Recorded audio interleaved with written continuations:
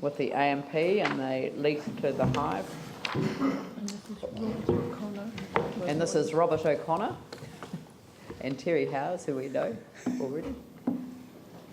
Now, would you like to help us out with the situation? Is it the provision in the AMP licence with us that they can?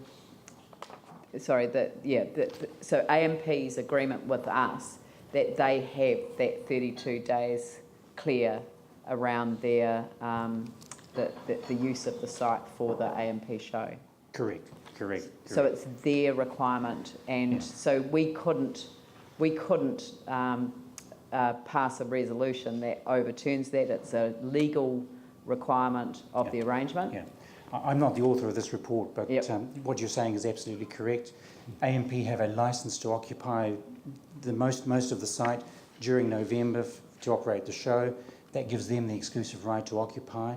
That's in conflict with the lease to the prefab people during that period. So AMP have that right. That's a licence, I think, from memory, for 100 years. It's a very long-term arrangement, and it's certainly something that we couldn't overturn today by a council resolution. Right. So, but I think that we want to indicate to the AMP Association that we would like to find a resolution to this, because we can see from Prefab New Zealand's position that they couldn't uplift and put back. I mean, it wouldn't be financially viable.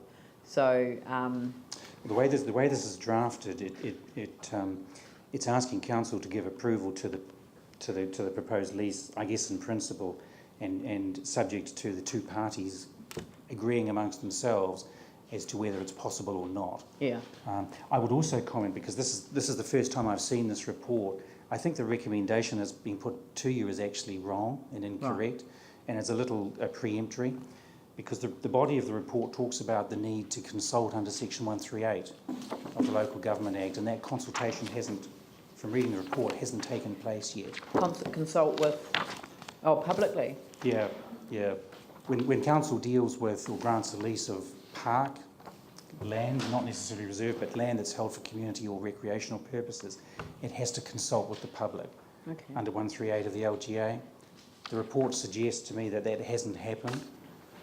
To my mind, what you should be asked to do is pass a resolution similar to paragraph 415(1), and perhaps simply authorise staff to initiate that consultation and then to report back to you. Now that.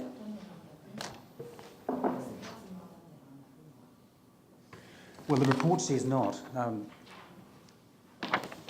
Prefab New Zealand. Well, I'm coming to this afresh. I'm not the author of this report. I've only read it 5 minutes ago. The report says that in relation to the grant of this lease over this piece of land, the required consultation under Section 138 hasn't yet occurred. So my suggestion to you would be that originally we'd granted the lease from 2014. Oh no. Yeah, the lease was granted in 2013. Sorry, 2011 for 3 years. Right. That has now expired. They're asking for a new lease, a new decision for another 2 years. That new lease needs to be consulted on under Section 138. So my suggestion to you would be that you ask or you direct the staff to commence the consultation under Section 138. Well, but that they may not accept the lease if that means the extension. That would give AMP the opportunity to input into that process. Well, except the staff may it's probably round the wrong way. Yeah. So I just wonder whether if we should just say the council accept in principle the lessee's request for a 2-year lease extension, which will allow Prefab New Zealand to work with the Canterbury AMP Association and for the council to consult. Yeah. Well, the point I'm making is I think that's premature because the consultation hasn't happened. Oh, I see. So we can't even approve it in principle? No, I think the recommendation's wrong. Okay. And so what I'm suggesting is that you ask the staff to go out and do the consultation and report back to you with the results of that consultation. Yeah. Okay. Tim and then Phil. The consultation with regards to prefab New Zealand, that site there, it's almost like a renewal of the pre-existing. It's not a renewal. It's a new lease. But technically, I mean, it has been established for some time. So now Naipurnawai, which I understand is getting close to being able to go out to public. It's a work in progress, as I understand it. But that's a separate issue because, as I understand, the Canterbury Agricultural Park do not have a lease on the land that is proposed for Naipurnawai. Is that correct? Naipurnawai is a completely different issue. Yeah, so this is kind of mentioned both, but we should keep them separate, yes? Yeah, they're completely separate issues, yeah. Okay. Oh, yeah. Yep. Okay.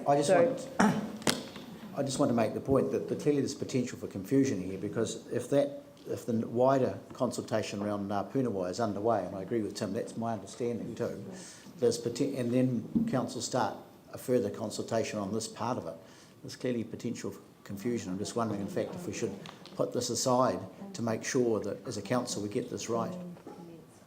Yeah, I think that the mistake that's been made here is that there's been an assumption that it's an extension to an existing lease and that it doesn't trigger some of the normal provisions. But I actually, having looked at this again in that light, agree with you that it's actually talking about a further lease term, which is actually a new lease under these circumstances. So that the council commenced consultation under section 138 of the Local Government Act on the proposal to grant a new lease. On the proposal to grant a further 2-year lease to Prefab New Zealand. Yeah. Yep. It's very helpful. Thank you. And staff to report back on conclusion. And staff to report back to council. And inform Prefab New Zealand what we're doing. I think we should still meet with representatives of the Canterbury AMP Association. So, and that council meet with representatives of the so just move that into as soon as it can be arranged.